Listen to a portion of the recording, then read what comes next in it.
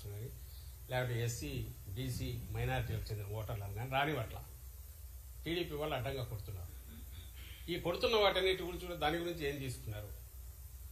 అన్నిటికంటే ముఖ్యంగా ఎవరు రీపోలింగ్ అడుగుతారు? బాధితుడు అడుగుతాడు. ఎందుకు టీడీపీ అడగట్లా? ఎందుకంటే అలా కంఫర్టబుల్గా ఉంది కాబట్టి, గుద్దుకున్నారు కాబట్టి, అడ్డంగా వేసుకున్నారు కాబట్టి, రిగ్ చేసుకున్నారు కాబట్టి వాడు అడగట్లా. అఫెక్ట్ అయినారు కాబట్టి మా వాళ్ళు అడుగుతున్నారు.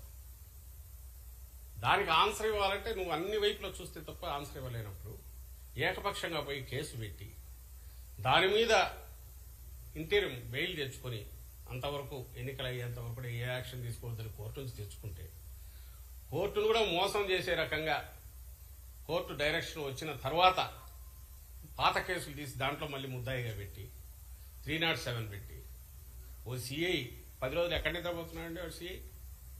అతనికి అప్పుడే దెబ్బ తగిలింటే అప్పుడే కదా కేసు ఇది కావాలి. 307 ఇప్పుడు ఎట్లా చూసింది? అది పెట్టి అది కూడా ఇప్పుడు కోర్టుది వచ్చిన తర్వాత మళ్ళీ 3 కేసులు తగిలేసి అంటే వస్తే అరెస్ట్ చేయాలని ఈరోజు దాంట్లో కూడా ఇచ్చినట్టుంది. మళ్ళీ పెడతామో తెలియదు ఇంకొన్ని కేసుల్లో. ఈ విచ్ హంటింగ్ కానీ లేదంటే విండిక్టివ్ కక్ష సాధింపుతో కానీ ఎన్నికల కమిషన్ పోవాల్సిన అవసరం ఏమొచ్చింది? దానికి ఎన్నికల కమిషన్ పరిధిలో పనిచేస్తున్న ఇప్పుడు పోలీసు యంత్రాంగం ఎందుకు పోతుంది? ప్రజలు ఆలోచించాలి దీని గురించి. ఇంతకంటే క్లాసిక్ కేసు ఎక్కడన్నా ఉంటుంది? మేము వేగ్గానే అట్లా.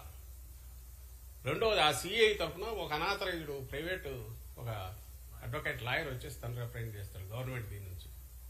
ఎవరు పర్మిషన్ ఇచ్చారు? ఎట్లా వచ్చాడు తెలియదు.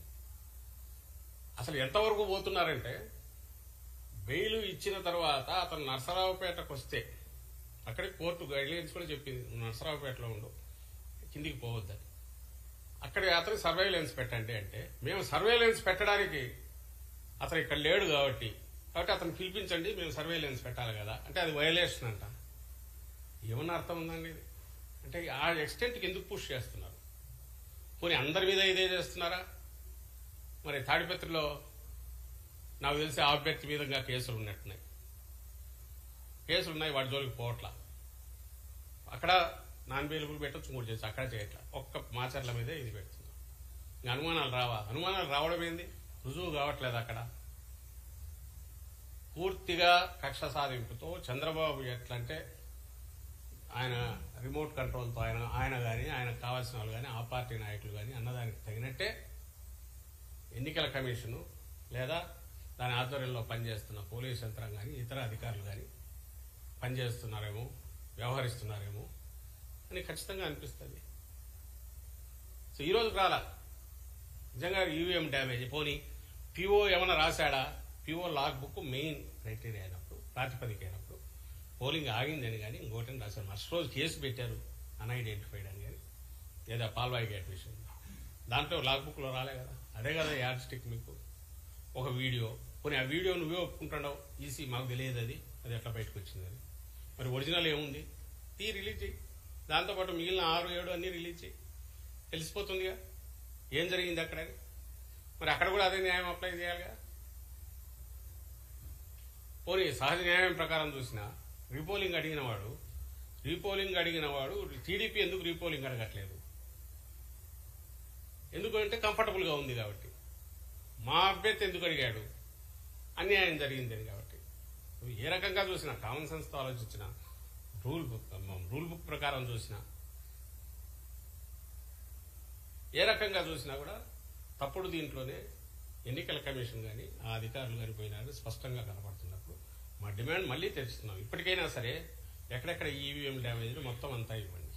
అలాగే ప్రెమిసెస్ లో జరిగిన గొడవలు కానీ, మా వాళ్ళని తరిమి కొట్టినవి కానీ, అలాగే లా అండ్ ఆర్డర్ బయట జరిగినవి వీడియోలు వేసి చూపిస్తున్నాం, పట్టించుకోవట్లేదు.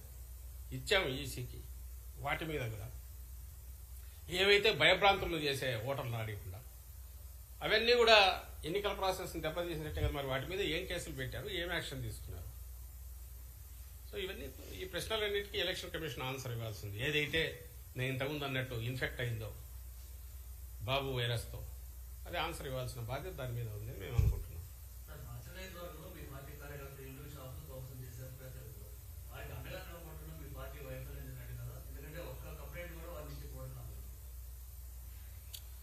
ఎక్కడక్కడ ఎవరినన్నా ఉండనిస్తున్నారా? ఒక టెర్రర్ క్రియేట్ చేశాడు. టెర్రర్ చిత్రంగా ఏంటంటే ఎవరైతే ప్రొటెక్ట్ చేయాలనో వాళ్లే క్రియేట్ చేశారు. ఊళ్ళు వదిలిపోవాల్సి వస్తుంది. నాయకులందరినీ ఏదైనా హౌస్ అరెస్ట్ అన్నా చేస్తున్నారు, లేదా కేసులు అడ్డంగా కేసుల్లో అన్నా బుక్ చేస్తున్నారు. ఈరోజు కేసులు చూస్తే ఇప్పుడు పోలింగ్ అయిపోయిన తర్వాత ఇప్పుడు బైండ్ ఓవర్ చేయడం కానీ బైండ్ ఓవర్ రౌడీ షీట్లు ఇప్పుడు ఓపెన్ చేస్తున్నారు. పేర్లు ఇక్కడ నుంచి ఎక్కడెక్కడ టీడీపీ ఆఫీస్ నుంచి పోతే వైఎస్ఆర్సీపీకి సంబంధించిన వాళ్ళకి చేసేస్తున్నారు. దాని గురించి అది చాలా న్యాయబద్ధంగా జరుగుతుందని చెప్పడానికి ఆ ఎల్లో మీడియా రెడీగా ఉంది. బ్యానర్ వేస్తాడు, 18 దాని మీద ఒక కేసు తయారవుతుంది, కొన్ని సెక్షన్లు పెడతారు. ఇంకో పక్క అన్యాయం జరుగుతుందని వాళ్ళే రాస్తారు. మీరు ఇంతకుముందు అడిగిన దాంట్లో కార్యకర్తలను పట్టించుకుని వైఎస్ఆర్సీపీని కూడా వీళ్ళే రాస్తారు.